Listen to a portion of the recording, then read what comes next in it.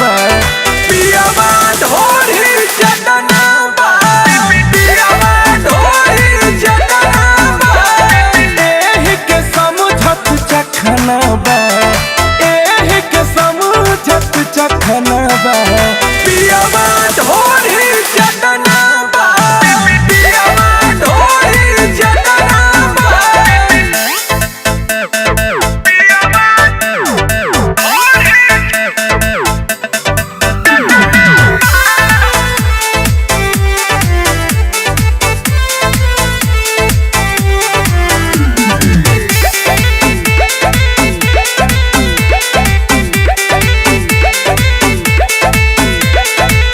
रतिया में आवे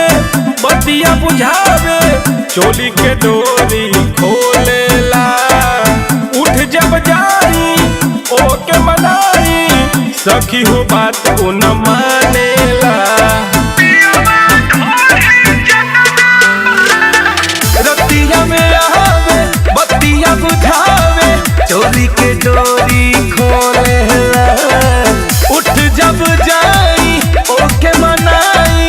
सखी हो बात न मानेला देहिया में तनिको सकना बा देहिया में तनिको सकना बा पियावा ढोरी चटना बा पियावा ढोरी चटना बा सखिया रे घाटल घटना बा पियावा ढोरी चटना बा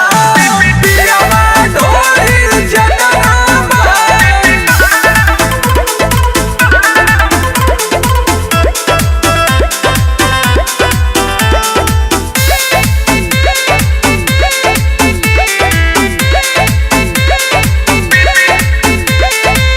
कमर में हाथ जब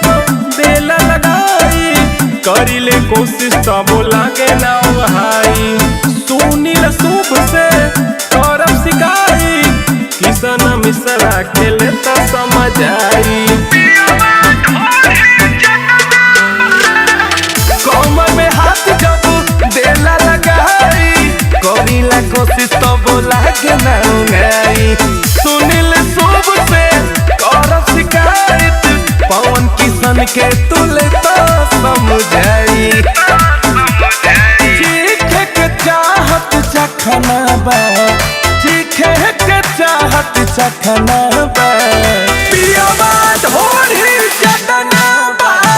पियावा ढोरी चटना बा एही के समझत चखना बा पियावा ढोरी